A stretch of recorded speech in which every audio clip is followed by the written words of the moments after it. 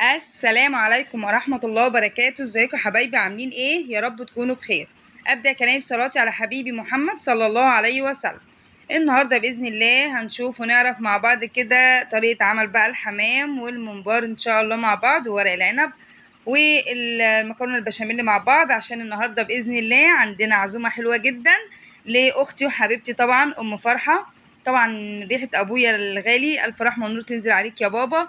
فيلا بينا نقول بسم الله ونصلي على رسول الله عشان ربنا يحسن ما بين ايدينا، ونشوف مكونات آه وصفتنا او وصفاتنا اللي هنعملها مع بعض النهارده، والعزومه الحلوه اللي احنا هنعملها لاختي ام فرح. طبعا معايا هنا زي ما انتم شفتوا معايا كده معانا الرز، ومعانا الخضره بقى والطماطم والحاجات اللي هي بتاعه المحشي زي ما احنا شايفين مع بعض. وجبنا الموزاريلا عشان المكرونه البشاميل مع بعض. احنا هنعمل كذا صنف النهارده في الفيديو، واللحمه المفرومه طبعا عشان المكرونه البشاميل. وهنعمل طبعا احلى ورق عنب، ومعنا الدقيق طبعا عشان البشاميل، ومكرونه اقلام. تمام، عشان نعمل احلى صينيه مكرونه بشاميل مع بعض النهارده باذن الله. تابعوا معايا الفيديو باذن الله يعجبكم جدا. فيها الفيديو فيه كذا وصفه حلوه قوي. معايا البهارات دي عبارة عن ملح وفلفل وكمون، وواحدة من مرقة دجاج، ومعلقة من الشطة الحمرا دي عشان التسبيكة بتاعة المحشي. تمام.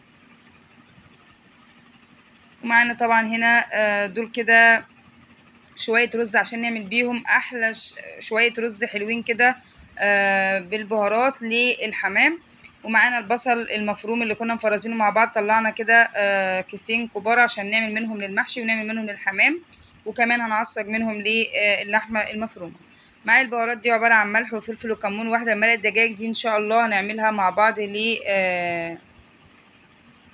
للحمة. ومعايا بهارات تانية برضو عبارة عن ملح وفلفل وكمون برضو، واحدة من مرقة دجاج دي هنعصج دي هنعمل بيها رز الحمام. تمام. ومعانا طبعا هنا ده ممبار، انا طبعا غسلاه كويس جدا بالشكل ده زي ما انتم شايفين. ومعانا احلى جوز حمام كده لريهام اختي حبيبة قلبي، ما يجيش طبعا اغلى منها. اختي وحبيبتي من ريحة ابويا الغالي. فطبعا هنعمل احلى حمام كمان، وهنعمل ممبار، وهنعمل ورق عنب وبشاميل كل حاجه. بص طبعا معايا الفيديو هتشوفوا حاجات جميله قوي. ومعانا طبعا هنا الزبده او السمنه، ومعايا البهارات دي عباره عن ملح وفلفل وكمون، واحده مرقه دجاج دي للبشاميل. ومعانا طبعا اللبن عشان احلى بشاميل ان شاء الله مع بعض. والزيت بقى طبعا زي ما انتم متعودين معايا ان انا بعمل اكل دايما بالسمنه والزيت او الزبده والزيت اللي متواجد عندي. واسم الله حبيب قلبي اللي منورني ومشرفني دايما في كل فيديوهاتي، وماشيين ببركه ربنا ودعوه اهالينا لينا الحمد لله. ودوار الشمس الجميله اللي دايما تفتح النفس كده على التصوير. ودي كانت مكونات وصفاتنا النهارده باذن الله مع بعض. هنعمل كذا وصفه في الفيديو، فتابعوا معايا ان شاء الله تستفادوا وتاخدوا معايا افكار كده. ويلا بينا ندخل دلوقتي عملي مع بعض على طول، ونشوف هنعمل الاكل بتاعنا الجميل ده، ونجهز مع بعض كده احلى عزومه لاحلى ام فرح في الدنيا. معايا هنا طبعا حله على النار دي ان شاء الله هنعمل واحده فيها الرز بتاع الحمام، وواحده تانية هنعمل فيها التسبيكه بتاعه المحشي. تمام. يلا بينا دلوقتي مبدئيا الاول الحله اللي على اليمين دي هنزل فيها بشويه من الزيت ومعلقه من السمنه عشان نعمل الرز بتاع الحمام. دايما كده في كل اكلاتي بحط كده حبة زيت وحتة سمنة او حتة زبدة اللي موجودة عندي. هولع برضو على العين التانية الحلة اللي على الشمال دي هنزل فيها برضو بشوية زيت ومعلقة برضو كبيرة كده من السمنة عشان نعمل احلى تسبيكة للمحشي. شايفين انا بشغل ايد هنا وايد هنا، وبصوا هتشوفوني دلوقتي بجري نحلة في المطبخ هنا وهنا عشان الحق اخلص الاكل، لان طبعا هي هتجيلي بدري شوية تتغدى معانا، فعايزة الحق قبل ما النور يقطع. والنور هيقطع عليا برضو، بس طبعا ايه عايزة الحق اكسب وقت يعني. تمام. هنا زي ما انتوا شفتوا معايا انا نزلت كده بكمية من البصل على الحلة الاولانية دي للرز بتاع الحمام، ونزلت برضو بحبة كمان كمية تانية من البصل على الحلة التانية عشان نشوحهم كده عشان نعمل احلى تسبيكة للمحشي. وحشت شويه بقى في الطبق دول، حطيتهم في التلاجة. دول هنبقى نعصق بيهم اللحمه بتاعه البشاميل. معايا هنا طبعا البصله كانت احمرت معايا كده. هقلب بقى، طبعا نزلت بالرز كده وابتديت ان انا اشوح بقى البصله مع الرز. تمام. وهضيف لهم دلوقتي البهارات بتاعتهم بقى، عشان انا بحب اشوح البهارات مع الرز والبصل كده، بياخدوا من طعم بعض. البهارات عباره عن ايه؟ عباره عن ملح وفلفل وكمون وواحده مرقه دجاج، بس مش اكتر ولا اقل. هقلب بقى كده كل الكلام الحلو ده مع بعضه، وكتري الفلفل الاسمر في الرز بتاع الحمام. صدقني هتاكلي احلى رز حمام في الدنيا. اللي مجمع معايا الرز دلوقتي كده ان انا حطيت فلفل اسمر كتير. تمام، بس بجد هيديكي طعم وتست عالي جدا. معايا طبعا هنا بعد ما شوحت الرز بقى والبصل والبهارات، معايا طبعا شويه من الشوربه كده. دي كانت شوربه عندي بتاعت لحمه، انا كنت عينيها يعني في الفريزر، فطلعتها قلت ايه هتنفعني النهارده في الاكلات اللي احنا هنحتاج فيها شوربه. تمام. طبعا انا بضيفش الرز شوربه كامله، انا بسيب له نص سوا، عشان انا عايزاه يستوي نص سوا مش سوا كامل، لانه هيكمل سواه في الحمام وهو بيستوي. تمام. غطيت على الرز بقى وسبته يتشرب، ولما يتشرب اهدي عليه. وفي نفس ذات الوقت البصله بتاعه تسبيكه المحشي كانت اتسبكت معايا، هبتدي انزل عليها بعصير الطماطم واقلبهم بقى كده تقلبتين. وبعد كده هنضيف لهم برضو البهارات بتاعتهم، اللي هي عبارة عن ايه؟ البهارات بتاعة المحشي اللي انا معتمداها دايما على طول، عبارة عن ملح وفلفل وكمون وواحدة مرقة دجاج ومعلقة من الشطة الحمراء. والشطة الحمراء دي اختياري مش اجباري يا جماعة، لو مش حابين الحاجة حامية ما تحطوش. لو في كمان معلقة كزبرة ناشفة تبقى حلوة اوي، 100 فل و14، بس انا الكزبرة الناشفة كانت خلصانة من عندي. تمام. هيبقى البديل بقى الكزبرة الخضراء. فهغطي بقى كده على التسبيكة هي كمان، واسيبها تتسبك وتاخد راحتها. ويلا بينا في الوقت ده نشوف هنعمل ايه تاني مع بعض. يلا بينا. ولا تضغطوا اعلان ولا تروحوا في اي مكان. هنا بقى في الوقت ده يا جماعة النور كان قطع عليا، عقبال ما التسبيكة كانت اتسبكت ورز الحمام كان استوى نص سوا زي ما انتم شايفين معايا. كان النور قطع عليا. الساعة دلوقتي كام؟ الساعة 3. النور بيقطع عندنا من الساعة 3 للساعة 5، بيقعد ساعتين. في الوقت ده محمد ابني بقى وحبيبه بصراحة هما اللي ماسكين التليفونات كده بالكشافات زي ما انتم شايفين. والله ذنبتهم معايا في اليوم ده، بس يلا الحمد لله عدى على خير. فضل محمد واقف كده بالكشافات وحبيبه واقفه بتصورني. هنا بوريكم، شايفين بقى انا جهزت كل حاجه قدامي. بدات اول حاجه معايا برز الحمام، ابتدي ان انا احشيه. بقولكم شايفين الرز بتاع الحمام مفلفل والله وجميل جدا ما شاء الله، واخد لون بني جميل ازاي. عشان محمره البصله، او لو كنت مخلياها بيضه يعني صفرة كان هيبقى رز ابيض كده مش هيبقى حلو. عشان تاكلي رز حمام حلو طلعيه بالدرجه دي باللون ده. زي ما انا قلت لك كده تعملي بالطريقه اللي انا يعني مشيت بيها، اعتمديها صدقيني هتاكلي احلى حمام. والله اقسم بالله انا دوقت الحمام بره مكان، يعني مش عايزه اقول بقى، يعني انا والله العظيم بجد يعني الحمام اللي بعمله في البيت اطعم منه بكتير. مش شكر في نفسي والله. هنا بقى كنت حشيت الحمام وقعدت طبعا بقى هنا في الوقت ده مش قادره اقف طبعا على الرخامه. حشيت بقى الحمام وقعدت هنا كده والله قدام باب الشقه بالظبط، فتحت باب السلك كده اهو زي ما انتم شايفين عشان ينور لي، لان النور كان قاطع. انا مش عارفه والله بجد ايه حكايه النور معانا. ربنا بجد يعني يعدي الايام دي على خير. فتره قطع النور دي بتبقى فتره، يعني فتره صعبه ورخمه قوي بجد. بيوقف حالنا، لا عارفين نعمل حاجه ولا عارفين نسوي حاجه، ومتضايقين وزهقانين وفي عز الحر. فربنا يا ربي يعني جازينا خير على تعبنا دوت. الحمد لله. كلها ابتلاءات في الدنيا يا جماعة، ربنا يصبرنا على الابتلاءات ديت ويجعلنا من الصابرين يا رب. جبت بقى مكوناتي وحاجتي وفرشت بقى الفرشة كده على على السيراميك، وقعدت قدام باب الشقة زي ما انتم شايفين. وهنا بقى جبت البولة بتاعتي وابتديت اضيف بقى طبعا عشان اجهز احلى خلطة كده للمحشي. نزلت طبعا بالرز والصلصة والخضرة كمان، شبت وبقدونس وكزبرة. بقول لكم ان انا كان عندي خضرة في الفريزر طلعتها كمان، وحطيت برضو خضرة فريش لان كانت الخضرة الفريش مش كتير، فطلعت كيس من الفريزر. الحاجة ما بتخسرش يا جماعة، اللي موجود في الفريزر بطلعه على طول وبعمله. حتى كمان ورق العنب ده كنت مفرزاه قبل كده معاكم، فطالع برضو اهوت معايا فريش و100 فل و14. بوريكم بقى هنا كمان الخلطة بتاعت المحشي جاهزة معايا بسم الله ما شاء الله. وهجيب بقى البريم دوت عشان هنحشي فيه باذن الله ورق العنب. هبتدي بقى كده في قاع البريم احط طرنشات من الطماطم وطرنشات من البصل وطرنشات من الفلفل وطرنشات ليمون. تمام. انا بحب احط دايما المكونات دي كده في قاع الطاجن قبل ما احشي الورق العنب، بحيث ان انا لما اجي اقلب الطاجن المكونات دي تحفظ لي المحشي ما يلسعش من تحت، وينزل متساوي ومتماسك. وهتشوفوا معايا في نهاية الفيديو اقسم بالله ما في صباع لازق ولا رزاية حتى على الصباع. تمام. بقى هنا بوريكم بقى الحمام اهوت، حشيته جهزته بقى جنبي هنا عقبال ما نحشي. يلا اول حاجه معايا الممبار. انا في الوقت ده ولعت على حله كده على النار فيها ميه وملح عشان تغلي، عشان اول ما هسلق اول ما هحشي الممبار هقوم اعلق على الحمام والممبار ينسلقوا عقبال ما انا احشي ورق العنب.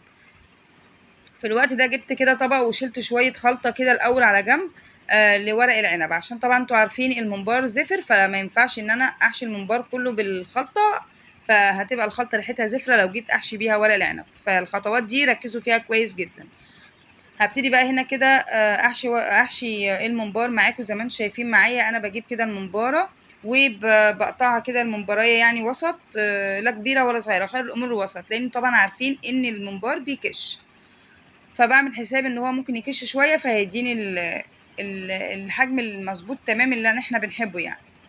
هنا بقى طبعا بحاول ان انا اساوي كده ايه الرز من القلب بتاعه عشان ما يبقاش مليان قوي ويطفح معايا في الحله، فبخليه كده يعني ايه واخد راحته زي ما انتم شايفين كده. هبتدي بقى ايه اكمل بقى مع نفسي عشان وقت الفيديو مش عايزاه يطول، لان الفيديو دوت فيه تفاصيل كتير فمش عايزاه يطول عليكم بجد. هنا بقى جبت ورق العنب بقى وابتديت ان انا احشي كده كمان معاكم كام صباع كده، وهكمل برضو الباقي مع نفسي وارجع لكم بالشكل النهائي زي ما انتم متعودين معايا. انا بجيب ورقه العنب كده وبفردها على ايدي، بحط كده حبه خلطه صغننين واجيب من يمين ومن الشمال وابرم على طول والف، ولا اسهل ولا اروع من كده اقسم بالله. اهو شايفين بحط كده حبه من الخلطه وباجي من يمين ومن الشمال وبقفل، وبعد كده الف على طول، بيبقى اسهل لف معايا ورق العنب، ويبقى الصباع متماسك ومفيش رزايه بتخرج منه. اراهنك لو صباع خرجت منه رزايه، وعن تجربة. تمام. شايفين بقى الشكل الجميل بتاع البريم. هكمل بقى بقية الحشو وارجع لكم. يلا بينا. في الوقت ده هنا معايا كانت المية خلاص غلت. انا طبعا حاطة فيها مية وملح، حاطة فيها ملح بس مش حاطة فيها حاجة، لان طبعا الممبار فيه كل البهارات بتاعته والحمام كمان. هبتدي انزل بالحمام الاول كده، وبعد كده نقول بسم الله ننزل بالممبار. شايفين انا كده حشيت بقى كمية الممبار كلها اهو. وفي الوقت ده لسه برضو النور قاطع والله، وحبيبة برضو ماسكة الكشاف بإيد بالتليفون بتاعها وبتصورني بالتليفون التاني بتاعي بإيد. فربنا يبارك لك يا حبيبة يا رب يا بنتي، واشوفك من الناجحين المساعدين كده يا رب، ويسعد قلبك انت وكل البنات، ويصلح حالك يا محمد يا ابني، وينجحك ويوفقك ويسعدك انت وكل الشباب، ويا رب كده كل اولادكم تفرحوا بيهم كده يا رب، ونفرح باولادنا. بصوا مش عايزه اوصف لكم يعني احنا بنعمل كل ده عشان خاطرهم، فربنا يجازينا خير ويكرمنا ويرزقنا يا رب كده عشان خاطرهم نحقق لهم احلامهم. فيا رب كده يرزقنا جميعا. انتوا شايفين معايا بقى انا حطيت الممبار والحمام بيسلقوا مع بعض يا جماعه عادي ما بيخسروش، يعني انا مش بسلق الحمام لوحده والممبار لوحده، لا في حله واحده الاتنين هيتسلقوا كويس جدا، لان هو بياخد من ساعه لربع ساعه، فالممبار والحمام بياخدوا نفس السوا. تمام. في نفس ذات الوقت ده بقى علقت على حلة على النار كده، مليت فيها مية وملح، وابتديت ان انا اسلق المكرونة عشان اجهزها بقى عشان نلحق نكسب وقت، واجهز المكرونة عشان نعمل احلى مكرونة بشاميل. تمام. برضو لسه في الوقت ده والنور قاطع. سلقت المكرونة نص سوا وصفيتها طبعا على الحوض في المطبخ التاني، ونزلت في نفس ذات الحلة اللي سلقت فيها المكرونة بشوية من الزيت وباقي الزبدة او السمنة بتاعتنا عشان نعمل بيهم البشاميل. بعد ما السمنة والزيت ساحوا معايا هبتدي انزل طبعا بقى كده بالدقيق، وهبتدي ان انا اقلب بقى الدقيق كده واشوحه مع بعضه كده عشان يعني يستوي معايا كده في السمنة والزيت. هنا لقيت في الوقت دوت لقيت الدقيق كان شوية صغيرين، فهروح دلوقتي اجيب شوية كمان. هما كان اخر حبة دقيق بصراحة دلوقتي عندي فرحت احطهم. ما الحمد لله ربنا ساترها دايما معايا في كل حاجة والله يا جماعة، اقسم بالله عمره الحمد لله ما بيكسفني ابدا. دايما ربنا معايا وساترها معايا دايما كده، ويا رب دعوة ابويا وامي تقعد لي في دنيتي واخرتي يا رب كده، وربنا ما يعني بصوا اللي مع ربنا يا جماعة من الاخر ما بيخسرش والله، اللي مع ربنا دايما كسبان. وانا دايما مع ربنا وبحب ان انا اتعامل مع ربنا، مش بتعامل مع الناس او بعمل عشان الناس، لا انا بعمل عشان ربنا، واللي بعمله يا رب يعود لي، يا رب اللي بعمله يعود لي في حياتي وفي ولادي وفي كل حاجة. هنا طبعا بعد ما شوحت الدقيق والسمنة كده مع بعض والدقيق استوى معايا، هبتدي انزل باللبن وبسرعة بقى كده بالمضرب على طول، وهضرب بقى كده الايه الدقيق مع اللبن عشان ما يتكتلش معايا. خلي بالك اوعي تسوي عن الحتة دي عشان ممكن تكلكع منك. في الوقت دوت انا كنت حاشة طبعا المية بتاعت سلق المكرونة. يا جماعة ما ترموهاش، فيها فايدة حلوة قوي يعني، بدل ما تزودي شوربة او مية لا زودي مية سليق المكرونة. فانا هنا بعد ما زودت اللبن لقيته محتاج شويه ميه، فزودت له بقى من الميه بتاعه السليق بتاع المكرونه، بتبقى حلوه قوي وفيها نشويات كده. تمام. هضيف بقى كم هنا بقى كده معلقه صغيره من الملح والفلفل والكمون، واقلب بقى كده كله تقليب مستمر بالشكل ده لحد ما يديني القوام المظبوط. انا بحب البشاميل لا هو خفيف قوي ولا هو تقيل قوي، يعني خير الامور الوسط. انتوا دايما عارفين عني ان انا بحب دايما خير الامور الوسط في كل حاجه. هنا بحاول بقى ان انا خلاص اهو ابتدى ان هو يبقبق كده معايا، بعرف كده ان هو خلاص استوى. وزي ما انتم شايفين خد القوام المظبوط اهو. انا بحاول اعملكم بالمضرب مش واضح، فهجيب المعلقه واوريكم القوام بتاعه المظبوط اهو. ده القوام البشاميل المظبوط يا جماعه. خلاص كده هطفي عليه ويلا بينا بقى. في الوقت ده كان الحمد لله الحمد لله اشهد ان لا اله الا الله وان محمد رسول الله، النور كان جه يا جماعه بعد مرور ساعتين زهق وتعب وعرق وكل حاجه مش عايزه اوصف لكم. النور جه الحمد لله بالسلام. يلا بينا. في الوقت ده بقى بعد ما كنت خلاص بقى خلصت البشاميل وخلصت سليق المكرونه، يلا نعصج مع بعض اللحمه. جبت حله صغننه كده جميله وابتديت انزل فيها بشويه من الزيت، ونزلت عليهم بشويه البصل اللي كنا حاشينهم مع بعض، وقطعت عليهم قرنين من الشطه كده وهشوحهم عشان نعمل احلى تعصيجه لحمه للمكرونه البشاميل. عقبال ما البصله تتحمر بقى تعالوا بينا نبص كده على الممبار والحمام. لقيته طبعا خلاص كده استوى بعد مرور ساعة بالظبط كانوا استووا. تمام. هبتدي بقى ان انا اطلع كده بقى، جبت سيرفيز معايا وابتدي ان انا اطلع الحمام. طبعا انا وانا بحط الحمام نسيت ان انا اربط رجليه، ف خلوا بالكم من النقطة دي، ربطوا الرجول قبل ما تحطوها في تتسلق يعني. بس عادي مش الحال يعني، الحمد لله ما فرقتش ولا حاجة. انا هربطهم قبل ما احمرهم دلوقتي. تمام. وهبتدي ان انا اشيل، طبعا جبت سيرفيس تاني وابتدي ان انا اشيل كده الممبار. استوى برضو كمان ما شاء الله زي ما انتم شايفين، ومفيش ولا واحدة فكت ولا اي حاجة الحمد لله. ده دليل على اننا حاشيين الممبار كويس جدا ومدينه براح عشان ياخد راحته، ولما كش خد القوام اللي انتم شايفينه والحجم المظبوط ده. في الوقت ده معايا بعد ما خلاص طلعت الممبار بقى سبته يهدى شوية هو والحمام. تعالوا بينا. في الوقت ده كانت البصلة بتاعت اللحمة اتشوحت هي والفلفل او الشطة. هبتدي انزل باللحمة طبعا المفرومة واشوح بقى كده الكلام الحلو ده كله مع بعضه. وهنزل طبعا عليهم دلوقتي بالبهارات بتاعتهم اللي هي عبارة عن ايه هيام. البهارات بتاعت اللحمة اللي انا دايما معتمداها في التعصيجة عبارة عن ملح وفلفل وكمون وواحدة مرقة دجاج. ولو عندك شوية بهارات من اللحمة من بهارات اللحمة عادي او بهارات الكفتة حطي حبة كده هتبقى تديكي تيست وطعم حلو قوي. هقلب بقى كل البهارات واللحمة والبصل والفلفل والحاجات الجميلة دي، مش عايزة اوصف لكم الريحة كانت واصلة لاخر الشارع يعني.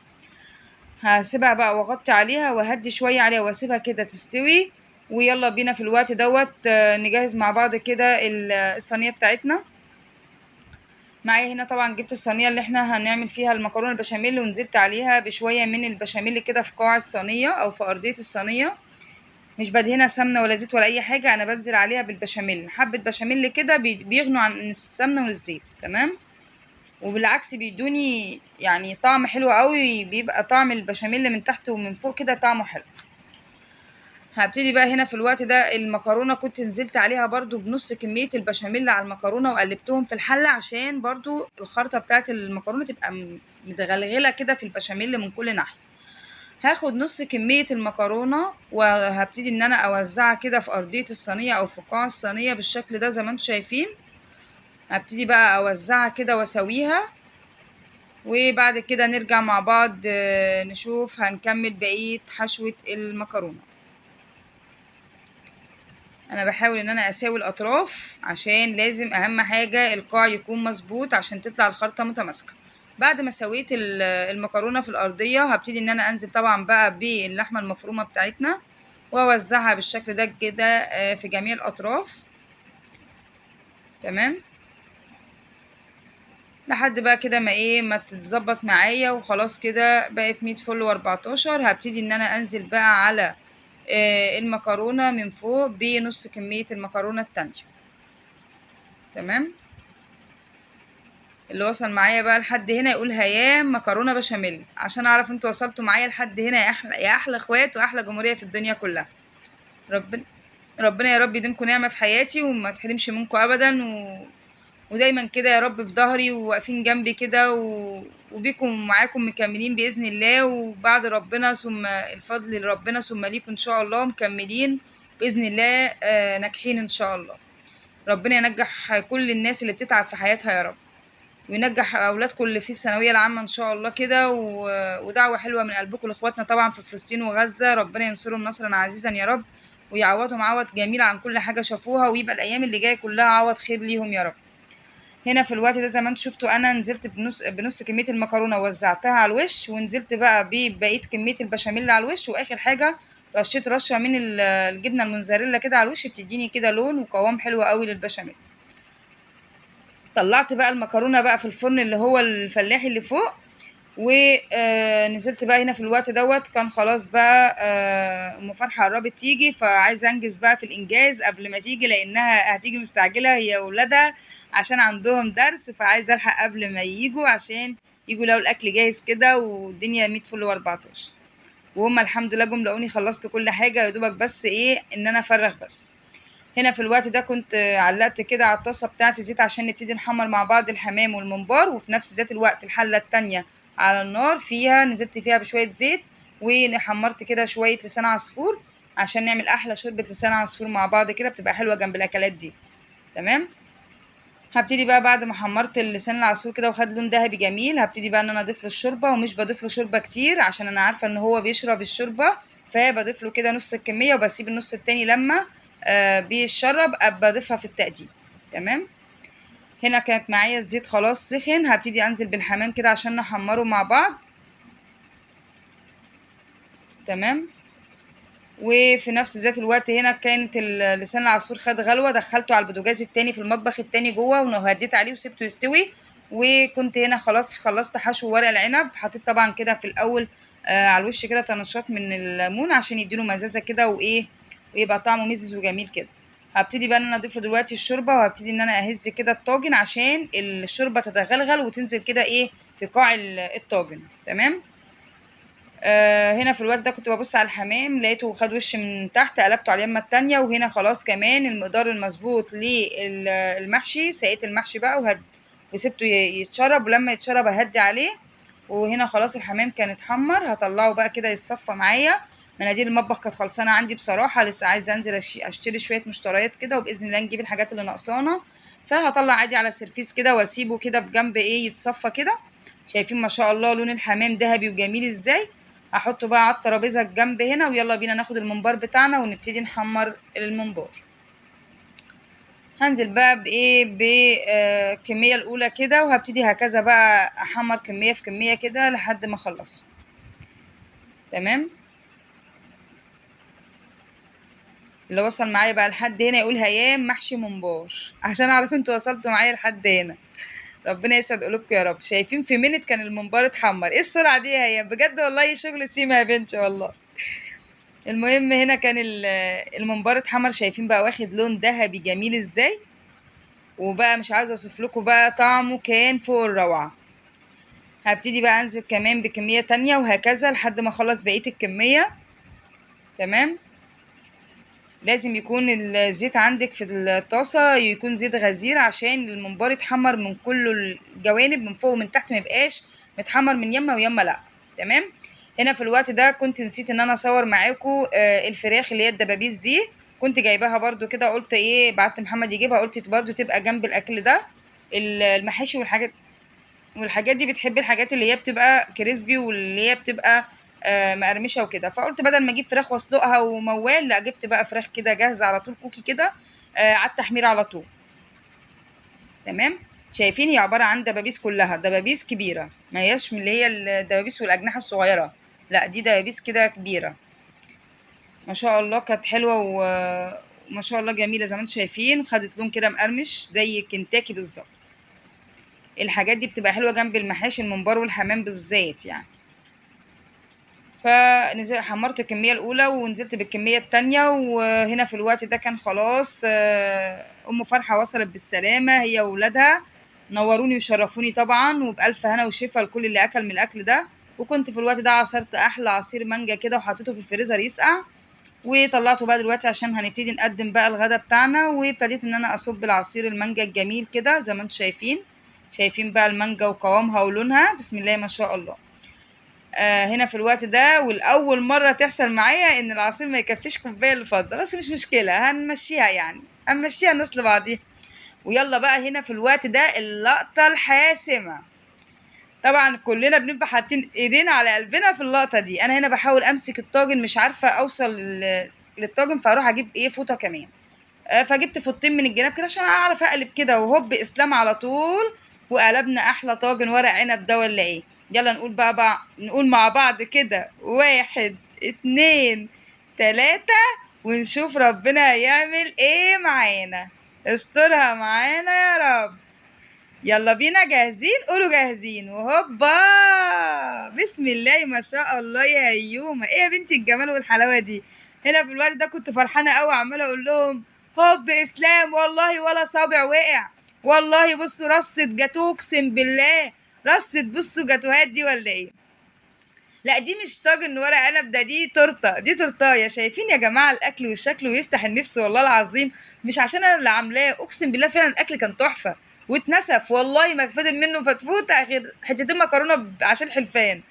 بس والله العظيم الاكل كان حلو جدا. هنا بقى قدمته بالشكل ده زي ما انتم شايفين، احلى طاجن ورق عنب ده ولا ايه هيومه. وقطعت بقى طبعا المكرونه البشاميل بالشكل دوت، وفي النص كده حطينا الحمام بتاعنا الجميل والممبار التحفه اللي بص نفسي اخش جوه الكاميرا واكله تاني وانا بمنتج، فتح نفسي تاني. واحلى بقى فراخ كوكي جميله بالشكل دوت. وعملت بقى طبعا معاكم احلى لسان عصفور. وفي الوقت ده بقى طبعا انتوا عارفين بقى مملكة هيام بقى، انتوا عارفين مملكتكم بقى لازم تشيك وتزين كده عشان شغل المطاعم بقى ولا ايه؟ انتوا عارفين عني كده. جبت شوية خضرة كده كنت هيشاهم يعني على جنب، قلت بقى ايه ازين بيهم بقى السرفيز الجميل ده. لا لا لا لا، ده شغل فاخر من الاخر بجد والله. تسلم ايديا وحياة عينيا. وبألف انا وشفا يا ام فرحة انتي وولادك. وبصوا والله لو طولت اجيب لكم حتة من السما كنت جبت لكم. وبس كده يا جماعة، ده كان فيديو النهاردة وعزومتي لأختي حبيبة قلبي أم فرحة. يا رب تكون عجبتكم وعند حسن ظنكم، والوصفة أو الوصفات اللي احنا عملناها مع بعض النهاردة تكون عجبتكم وتجربوها بطريقة مملكة هيام إن شاء الله. عملنا أحلى ممبار وأحلى حمام وأحلى ورق عنب وأحلى مكرونة بشاميل وأحلى فراخ كوكي وأحلى لسان عصفور وأحلى عصير في الدنيا. وأشوفكم إن شاء الله على خير في فيديو جديد، ومع السلامة.